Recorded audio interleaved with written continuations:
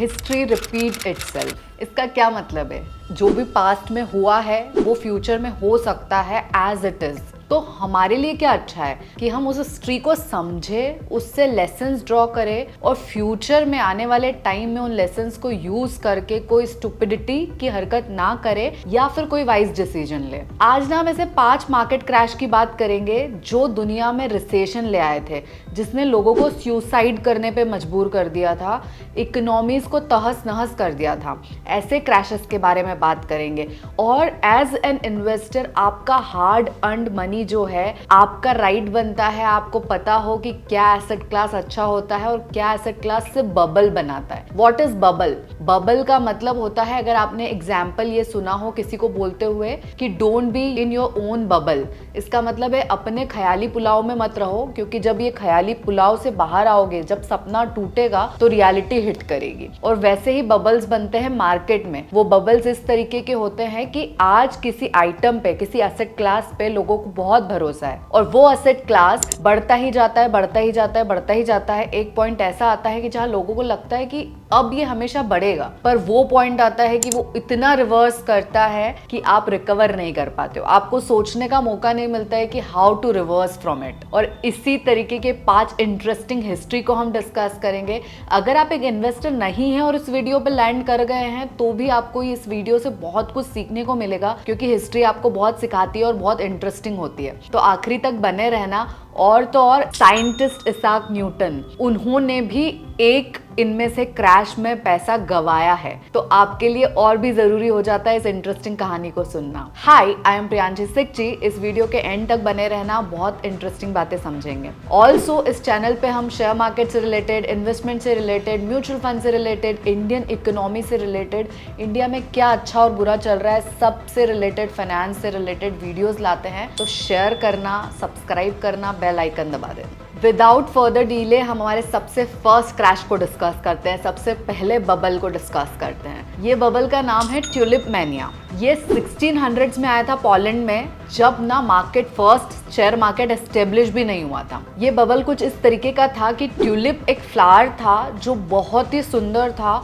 धीरे धीरे लोग उसको अक्वायर करने लग गए ये समझकर कि ये स्टेटस का सिंबल है, जैसे कि प्रिंस, प्रिंसेस, किंग, क्वीन के पास जो चीजें होती है लग्जरी आइटम टाइप, वैसे ही नॉर्मल कॉमन मैन इसको खरीदने लगा। इतना खरीदने लगा कि बिकॉज ऑफ इट्स डिमांड इसकी प्राइस एक टाइम पे इतनी ज्यादा हो गई थी कि वहां के जो स्किल्ड वर्कर्स थे उनकी annual salary, not monthly, annual salary जितनी नहीं होती थी, उससे ज्यादा एक ट्यूलिप का बल्ब उतने में बिकता था। और इसके बाद एक टाइम ऐसा आया कि ना सिर्फ ये ट्यूलिप बिकता था, लोगों ने फ्यूचर में आने वाले ट्यूलिप के लिए पहले से कॉन्ट्रैक्ट कर लिया था कि जब आपके पास ट्यूलिप आएगा तो हम खरीदेंगे। और उसके बाद तो और ज्यादा इंटरेस्टिंग हुआ कि ना सिर्फ वो कॉन्ट्रैक्ट्स बने, वो कॉन्ट्रैक्ट्स को भी सेल करने लगे लोग एक दूसरे को। एक कॉन्ट्रैक्ट के +30%, +90% ऐसे करके एक टाइम आया जब ट्यूलिप के परचेजर्स कम हो गए और सेलर्स ज्यादा हो गए, क्योंकि ऑलमोस्ट एवरीबडी बॉट ट्यूलिप और अब इन्हें बायर्स नहीं मिल रहे थे। और फाइनली 1637 में जब इसके बायर्स मिलना बंद हो गए, 99% प्राइस गिरा है ट्यूलिप के बल्ब का। जस्ट इमेजिन, जिन लोगों ने अपना घर बेच के ट्यूलिप को खरीदा था, हाँ, घर बेचकर भी लोगों ने ट्यूलिप को खरीदा था, उनका क्या हाल हुआ होगा जब 99% प्राइस इसकी गिर गई थी। एंड हम सोच भी सकते हैं यार, एक फ्लावर की वैल्यू कितनी बढ़ेगी और लोगों ने क्या सोचकर उसमें इतना इन्वेस्टमेंट किया होगा। इस ट्यूलिप मैनिया से हम क्या सीख सकते हैं? हम बहुत कुछ सीख सकते हैं। सबसे इंपॉर्टेंट तो ये सीख सकते हैं कि कोई एसेट जिसकी कोई बैकिंग ना हो, फॉर एग्जांपल जब हम शेयर मार्केट में पैसा लगाते हैं किसी शेयर में, तो उसकी बैलेंस शीट होती है, वो एक कंपनी होती है, कंपनी में हम हिस्सेदारी लेते हैं। आप एक फ्लावर खरीद के किस चीज में हिस्सेदारी ले रहे हैं? वैसे ही जो NFT कल्चर है, बिटकॉइन का कल्चर है, जब तक आप उसको ना समझो कि इसके पीछे क्या प्रोसेस है, क्या बैकिंग है, तब तक ऐसी एसेट क्लास में इन्वेस्ट मत करना। और जैसा मैंने कहा था कि पैटर्न्स हमेशा रिपीट होते हैं, हमने वो बिटकॉइन में बहुत अच्छी तरीके से देखा है। ट्यूलिप मैनिया तो कुछ भी नहीं था। जो नेक्स्ट हमारा बबल है, अगर आपने हर्षद मेहता का स्कैम 1992 देखा और आप अगर ऑ स्ट्रक रह गए थे कि कैसे कोई शेयर के प्राइस को इतना इन्फ्लेट कर सकता है, मैनिपुलेट कर सकता है, तो जो द सी बबल वाला नेक्स्ट स्कैम हम डिस्कस करेंगे, नेक्स्ट बबल हम डिस्कस करेंगे, उसमें तो आपकी आंखें खुल जाएगी कि कितना शार्प माइंड कोई हो सकता है शेयर प्राइस को बढ़ाने के लिए, इन्फ्लेट करने के लिए, स्कैम करने के लिए। सो साउथ सी बबल को डिस्कस करने के लिए हमको 1700s के इंग्लैंड में जाना पड़ेगा, ब्रिटेन में जाना पड़ेगा। ये वो टाइम था जब लॉर्ड हार्ली अपॉइंट हुए थे as prime minister of England, you can say prime minister of England. तब उन्होंने सेलिब्रेट करने के पहले जब बैलेंस शीट को देखा ब्रिटेन की, तो उनको पता चला कि 10 मिलियन पाउंड्स का डेट है उनके ऊपर। उनको कंट्री को चलाने के लिए फंड चाहिए। इस डेट को तो वो कब जाकर रीपे करेंगे वो बात तो अलग ही थी, उनको कंट्री को चलाने के लिए फंड्स की कमी हो गई। और तब उन्हें रियलाइज हुआ कि because of political tensions inside Britain, ना उन्हें कहीं से लोन मिल रहा था ये डेट को रीपे करने के लिए, ना बैंक सपोर्ट कर पा रही थी उन्हें। तभी उन्हें एक पर्सन मिला, जॉन ब्लंट। वो इतने शार्प माइंड पर्सन थे कि उन्होंने ब्रिटेन की इकोनॉमी को हिला दिया कुछ ही सालों में। और वो क्या था सी बबल, हम उसे डिस्कस करते हैं। रॉबर्ट हार्ली और जॉन ब्लंट ने मिलके एक अग्रीमेंट किया कि वो एक कंपनी फॉर्म करेंगे, साउथ सी कंपनी। ओके, जॉन ब्लंट ने इस कंपनी के शेयर्स को इन्फ्लेट करने के लिए 5 ऐसी चीजें की जो बहुत ही इंटरेस्टिंग थी, बिकॉज उन्होंने ऑलरेडी गवर्नमेंट के साथ मिलके ये कंपनी बनाई थी। फर्स्ट चीज उन्होंने की वो की कि मैक्सिको, साउथ अमेरिका और यूके का मोनोपोली ट्रेड अग्रीमेंट बनाया कि इस कंट्री के साथ वो ट्रेड कर पाएंगे। इस फैक्ट को यूज करके न्यूज बना के अपनी शेयर्स को इन्फ्लेट किया। दूसरी चीज जो उन्होंने की वो यूज किया डेट को। जो डेट था ये 10 मिलियन पाउंड का, उसमें से कुछ डेट वो था जो गवर्नमेंट ने एज अ बॉन्ड्स इशू कर रखा था नॉर्मल पब्लिक को। नॉर्मल पब्लिक का पैसा था, यानी कि वो आज के कॉन्टेक्स्ट में अगर समझे तो जैसे हम जीसेक बॉन्ड्स लेते हैं गवर्नमेंट से और गवर्नमेंट को लोन देते हैं, वैसे ही पहले डिबेंचर्स थे लोगों के पास। इन्होंने क्या किया कि इन डिबेंचर्स को खरीदा शेयर्स के बदले। इससे क्या हुआ कि ना सिर्फ शेयर्स का रेट बढ़ा because of this news in the market, but debentures का रेट भी बढ़ गया। थर्ड उन्होंने क्या किया, उन्होंने इन्वेस्टर्स, जो बड़े बड़े इन्वेस्टर्स थे, उनसे डील की कि उनको डिस्काउंट पे इनकी कंपनी के शेयर्स देंगे। जब उन इन्वेस्टर्स ने इनकी कंपनी के शेयर्स खरीदना चालू करे, बिकॉज ऑफ डिमांड, प्राइस फिर बढ़ गया। फोर्थ इन्होंने किया कि अब लोगों को 20% के डिस्काउंट पे शेयर इशू करना स्टार्ट कर दिया। फिफ्थ तो इन्होंने जो किया है विच इज वेरी इंटरेस्टिंग, कोई भी कंपनी अपने शेयर्स क्यों इशू करती है, आपको हिस्सेदारी के बदले उनको पैसा मिल जाता है, पर इन्होंने यहाँ पे अपनी कंपनी के शेयर्स के बदले लोगों को लोन दिया है। लोन लेने की जगह लोन दिया है, जिसकी वजह से फिर शेयर्स का प्राइस इंक्रीज हो गया। और इस पीरियड में जब ये शेयर्स इन्फ्लेट हुए जा रहे थे, कोई उनकी बैलेंस शीट में इंप्रूवमेंट नहीं था, ना उनके रेवेन्यू में, ना प्रॉफिट में। यानी कि बैलेंस शीट वहीं की वहीं थी, बट शेयर्स के प्राइस बढ़ते जा रहे थे। और यही वो क्रैश है जिसमें इसैक न्यूटन भी फंस गए थे। उनको एक टाइम पे उन्होंने शेयर को परचेज किया, वो थोड़ा बड़ा, उन्हें लगा अब इससे ज्यादा नहीं बढ़ सकता है, तो उन्होंने बेच दिया। बट फिर मार्केट में शेयर प्राइस बढ़ता ही गया और उन्होंने एक टाइम पे शेयर को परचेज किया फिर से, बट उसके कुछ ही टाइम में शेयर्स रिवर्स हुए। एक टाइम ऐसा था जब ये शेयर 8 टाइम्स बढ़ा है 1720 में। फ्रॉम 125 पाउंड इन जनवरी, ये 1050 पाउंड हो गया था जून में, बट ये फाइनली एंड हुआ सितंबर 1720 में और शेयर प्राइस 75% गिर गया 4 वीक्स में, और वापस से आ गया ये 124 पाउंड पे, प्रीवियस 125 पाउंड से भी नीचे दिसंबर तक में। इस बबल से हम क्या सीख सकते हैं? इस बबल से क्लियरली समझ आ रहा है कि कोई भी शेयर की परचेजिंग तब तक मत करो जब तक उसकी बैलेंस शीट में, जब तक उसके फाइनेंशियल्स में वो रिफ्लेक्ट ना होता हो। सिर्फ न्यूज के बेसिस पे जब आप शेयर्स खरीदेंगे तो मोर ऑफन देन नॉट ये न्यूज मैन्युफैक्चर हुई होगी किसी बोर्ड रूम में। थर्ड बबल है जापान का रियल स्टेट बबल। ये बबल ना तब आया था जब जापान उसके टॉप पे था, मतलब सुपर पावर बनने की कगार पे था। हम थोड़ा सा फ्लैशबैक में चले तो वर्ल्ड वॉर 2 के बारे में हम सबको पता है। हिरोशिमा नागासाकी पे जब न्यूक्लियर बॉम्ब अटैक्स हुए थे, उसके बाद लोगों को लगा था कि जापान तो पूरी तरीके से डिस्ट्रॉय हो जाएगा, but within 3 decades Japan reach to a level कि वो सुपर पावर बन सकता था। टेक्नोलॉजी ले लो, फैशन ले लो, इलेक्ट्रॉनिक्स ले लो, हर चीज में जापान की इंडस्ट्री टॉप कर रही थी। बट उस समय यूएस का जो डॉलर था वो काफी स्पीड में अप्रिशिएट हो रहा था, और फिर कुछ कंट्रीज ने मिलके इस यूएस डॉलर को डीवैल्यू करने की कोशिश की बाय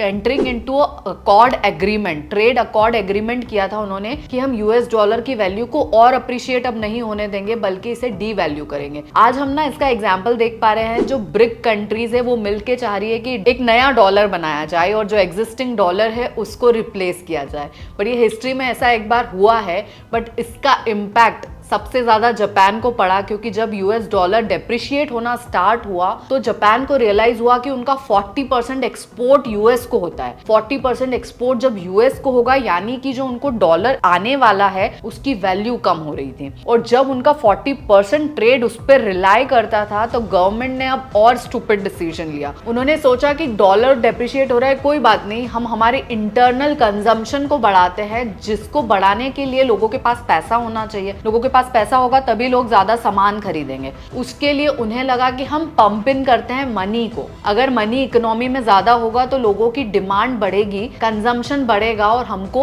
यूएस की जरूरत नहीं रहेगी, यूएस में एक्सपोर्ट करने की जरूरत नहीं रहेगी। इसीलिए जापान ने इंटरेस्ट रेट को बहुत रिड्यूस कर दिया। जब इंटरेस्ट रेट बहुत रिड्यूस हुआ, लोगों के पास पैसा इजीली आने लगा, लोगों ने कंजम्पशन के साथ साथ एक और डिसीजन लेना स्टार्ट किया कि रियल स्टेट में इन्वेस्टमेंट बढ़ा दिया। जब बहुत पैसा आया, लोगों को लगा अब रियल स्टेट में इन्वेस्टमेंट एक अच्छा ऑप्शन है। लोग रियल स्टेट में इन्वेस्ट करते रहे। Real estate was inflating by anything. ऐसा बबल बन चुका था रियल स्टेट, जहां पे एक टाइम ऐसा आया कि टोक्यो के इंपेरियल पैलेस ग्राउंड की वैल्यू एंटायर कैलिफोर्निया स्टेट की कंबाइंड रियल स्टेट वैल्यू से भी ज्यादा हो गई। तब जापान की गवर्नमेंट को लगा कि अब इस पे कंट्रोल करना चाहिए। इस रियल स्टेट के प्राइस को कंट्रोल करने के लिए गवर्नमेंट ने 5 टाइम्स इंटरेस्ट रेट को इंक्रीज कर दिया, 5 टाइम्स। और उसकी वजह से रियल स्टेट के रेट्स बहुत तेजी से गिरना स्टार्ट हो गए और इसका इकोनॉमी पे इतना खतरनाक इम्पैक्ट आया कि पूरे 10 साल लगे जापान को वापस रिकवर होने में। और कुछ लोग तो बोलते हैं 10 साल भी नहीं, 2 डेकेड में भी जापान इंप्रूव नहीं कर पाया, उसकी पहले वाली स्टेबिलिटी पर नहीं आ पाया। इस बबल से हम क्या लेसन ड्रॉ कर सकते हैं? इससे ये लेसन ड्रॉ करिए कि जब भी आपके हार्ड अर्न्ड पैसों को आप लगाना चाहे तो एक ही एसेट क्लास में मत डालते जाइए, डाइवर्सिफिकेशन रखिए। क्योंकि हो सकता है आज के डे एंड एज में भी हमको रियल स्टेट एक बहुत ही शाइनी चीज लग रही है, रियल स्टेट में बहुत पैसा बनता हुआ दिख रहा है, हर अगला इंसान आपको बोलते हुए दिख रहा है कि हमने रियल स्टेट में पैसा लगाया है। बट हो सकता है ये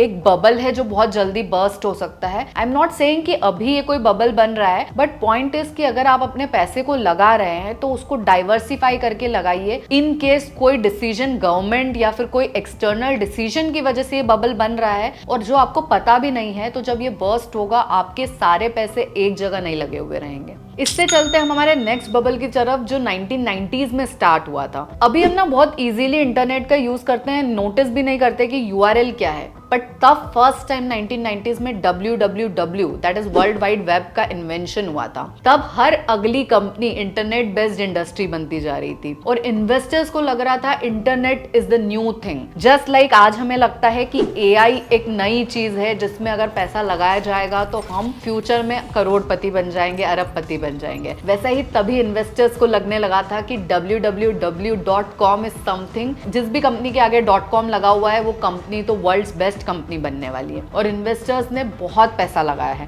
ऐसी कंपनीज जिसकी बैलेंस शीट में रेवेन्यू बढ़ना तो छोड़ो, कुछ कंपनीज में तो सिर्फ एक वेबसाइट बनी हुई थी, जैसे कि pet.com। यहाँ पे शायद रेवेन्यू था भी नहीं, इनफैक्ट उनका कोई बिजनेस मॉडल भी नहीं था। लोगों ने इन्वेस्टर्स से पैसा लेना सिर्फ इस बात पे स्टार्ट कर दिया था, अपनी वेबसाइट्स बना कर। इस स्पेक्युलेटिव इन्वेस्टिंग के कारण लेट 1990s में यूएस टेक्नोलॉजी स्टॉक के प्राइसेस बहुत तेजी से बढ़े हैं। 1990 से 2000 के बीच में मार्केट 10 टाइम्स बढ़ गया था। मार्च 2000 तक नेस्डेक की वैल्यू 5048 हो गई थी, जो कि 1995 के स्टार्टिंग में 743 थी। During the same time India में भी इंफॉर्मेशन टेक्नोलॉजी बूम था, जिसके कारण सेंसेक्स 1999 से 2000 में 6150 के हाई पर था। और हम सब जानते हैं कि 2002 में 78% का क्रैश आया। सेंसेक्स ने भी 2594 का लो बनाया। इस बबल से भी हम सेम लेसन ड्रॉ कर सकते हैं कि फर्स्ट तो डाइवर्सिफाई करो हमारा इन्वेस्टमेंट, और बिना एसेट क्लास की कोई बैकिंग के किसी भी एसेट क्लास में पैसा लगाना स्टूपिडिटी हो सकती है। और इसी के साथ हम हमारे लास्ट बबल पे आ गए हैं, जो कि बहुत ही इंटरेस्टिंग बबल है। ये बबल ना .com बबल के जस्ट बाद आया था, वर्ल्ड ट्रेड सेंटर के अटैक के बाद आया था। और इसमें ऐसा हुआ था कि लोगों को इन 2 कारणों की वजह से अब एक सेफ एसेट क्लास चाहिए थी। बिकॉज .com बबल में शेयर मार्केट क्रैश हो गया था, तो लोगों को शेयर मार्केट से भरोसा डगमगा गया था और उनको रियल रियल स्टेट एक अच्छा ऑप्शन दिख रहा था। और जब उन्हें रियल स्टेट एक अच्छा ऑप्शन दिख रहा था तो रियल स्टेट में इन्वेस्टमेंट ज्यादा होता है, इसीलिए वो लोन्स लेना स्टार्ट कर रहे थे। पहले ना लोन्स जनरली जो बैंक्स दे रही थी वो प्राइम लोन्स दे रही थी, यानी कि अगर आपके पास इनकम है इंटरेस्ट को पे करने की, पे बैक करने की, तो ही आपको लोन दिए जा रहे थे। बट सून बैंक ने ऐसे निंजा टेक्निक से लोन देना चालू कर दिया कि जिन लोगों के पास ना इनकम अच्छी है ना कोई एसेट क्लास की बैकिंग है, उनको भी ये मॉर्गेज लोन देना स्टार्ट कर दिए। और मॉर्गेज लोन बैंक को लग रहा था कि बिकॉज इसके प्रॉपर्टी पेपर्स है हमारे पास, इन केस ये लोग जो जिनके पास इनकम नहीं है वो चुका नहीं पाए इन लोन को, तो हम प्रॉपर्टी को बेचकर पैसा ले लेंगे, इसमें कोई रिस्क नहीं है। जबकि बहुत हाई रिस्क था। मॉर्गेज लोन जो ये ऐसे लोगों को दिया जिनके पास इनकम नहीं थे, इनको कहा जा रहा था सब प्राइम लेंडिंग, और इसी की वजह से सब प्राइम लेंडिंग क्राइसिस आया। बट इसमें इतना इजी नहीं आया, इसमें बहुत सारी पार्टीज इन्वॉल्व थी, और इसमें सिर्फ डिफॉल्ट बैंक का नहीं था, उसमें बहुत सारी पार्टीज इन्वॉल्व हो गई थी, जिसकी वजह से ये क्राइसिस बड़ा हो गया। उन सारी चीजों को हम समझते हैं। एक तो बैंक इन्वॉल्व थी मॉर्गेज लोन्स देने में, बट बैंक ने इतने लोन्स दिए, लोगों का रियल स्टेट में बहुत ज्यादा इंटरेस्ट बन गया, इसलिए बहुत सारे लोन्स दिए। जब बहुत सारे लोन्स दिए तो डेफिनेटली बैंक के पास कैश की कमी हो गई। जब उनके पास कैश की कमी हुई तो उन्होंने जितने भी ये मॉर्गेज के पेपर्स थे उनके बंडल्स बनाए और उसको सेल करना स्टार्ट कर दिया to third party, which is जितने भी ये फाइनेंशियल इंस्टीट्यूशंस होते हैं, कॉर्पोरेट्स होती है, पेंशन हाउसेज होते हैं, म्यूचुअल फंड हाउसेज होते हैं, बैंक ने उनको मॉर्गेज लोन्स के पेपर्स देना स्टार्ट कर दिए। इसको कहा जाता था सीडीओ। जब ये इन्हें देना स्टार्ट कर दिया तो ये भी बहुत ज्यादा हो गए। तब एक फिफ्थ पार्टी इन्वॉल्व हुई, वो थी एआईजी, जिन्होंने इस सीडीओस पे इंश्योरेंस देना स्टार्ट कर दिया। यानी कि इन्होंने गारंटी ली कि जब भी अगर कोई डिफॉल्ट करेगा तो इंश्योरेंस है उसके अगेंस्ट, हम पूरा पैसा देने लगेंगे। अब डिफॉल्ट में सबसे बड़ा रोल एआईजी का बोला जाता है, क्योंकि एआईजी ने उनके प्रीवियस ट्रैक रिकॉर्ड को देखकर सोचा कि कभी भी इंश्योरेंस जब भी उन्होंने पास्ट में दिया था तो कभी भी उनको पेमेंट करना ही नहीं पड़ा, बिकॉज लोग अपना लोन चुका दिया करते थे या फिर बहुत मिनिमल अमाउंट का उन्हें लोन डिफॉल्टर्स को पेमेंट करना पड़ा। और इस इंश्योरेंस से उन्हें अरबों रुपए कमाए। बट उनकी एक बहुत बड़ी गलती ये हुई कि जब ये इंश्योरेंस दे रहे थे उसके अगेंस्ट में उनके पास उतना सफिशिएंट फंड नहीं था। अब फेडरल रिजर्व का रोल आता है। एक टाइम पे फेडरल रिजर्व ने 2006 में 1.75 का इंटरेस्ट रेट था, उसे बढ़ाकर 5.2% कर दिया। और जब ये किया तो लोगों के होम लोन का इंटरेस्ट का रेट बहुत बढ़ गया। इतना बढ़ गया कि जो प्रॉपर्टी थी उसकी वैल्यू जितनी नहीं थी उतने का लोन हो गया। तो ना सिर्फ सब प्राइम लेंडर्स जिनके पास इनकम नहीं थी उन्होंने तो डिफॉल्ट किया ही, बट जो प्राइम लेंडर्स थे उन्होंने भी देखा कि यार लोन की जितनी वैल्यू है, जितना लोन देना पड़ेगा उससे तो कम है हमारी प्रॉपर्टी की वैल्यू, तो उन्होंने भी डिफॉल्ट। तो अब वो टाइम आया जब एआईजी को ये डिफॉल्टर्स का पैसा चुकाना था सीडीओ बायर्स को। बट बिकॉज हमने डिस्कस किया है कि एआईजी के पास सफिशिएंट फंड नहीं था तो एआईजी भी ब्रेक डाउन कर गया और बहुत बड़ा इकोनॉमिक क्राइसिस आया। तब फिर फेडरल रिजर्व को एंटर होना पड़ा और उन्होंने इस क्राइसिस को संभाला, वरना यूएस वाज इन कैटास्ट्रोफी। ये हम किसी और वीडियो में डिस्कस करेंगे कि फेडरल रिजर्व का क्या मास्टर मूव था जिसकी वजह से यूएस फिर से इस क्राइसिस से बाहर आया। बट इन सारे बबल से हमने जो लेसन ड्रॉ किया है वो ये है कि ये पैटर्न्स रिपीट होंगे। कुछ पैटर्न्स को आप समझ पाएंगे, कुछ पैटर्न्स को आप नहीं समझ पाएंगे। किसी टाइम आपका लालच बढ़ेगा कि हाँ बिकॉज दुनिया कर रही है तो अच्छा ही एसेट क्लास होगा। तब सबसे जरूरी है आपका माइंडसेट, जिस पे आपको वर्क करना पड़ेगा कि दो ये चीज गोल्ड लग रही है, डायमंड लग रही है, बट पॉसिबली वो अगले कुछ सालों में ना कुछ भी आपको नहीं देने वाली है। तो आपका माइंडसेट को आपको प्रिपेयर करना पड़ेगा कि हिस्ट्री को जब आप समझ रहे हैं तो हिस्ट्री रिपीट ना हो, ऐसा आप आपके लिए एटलीस्ट कर पाए। Thank you so much for watching it till here. Share with your friends जो काफी इन्वेस्टिंग करते हैं। Also subscribe to the channel अगर आपको ऐसे वीडियोज अच्छे लगते हैं।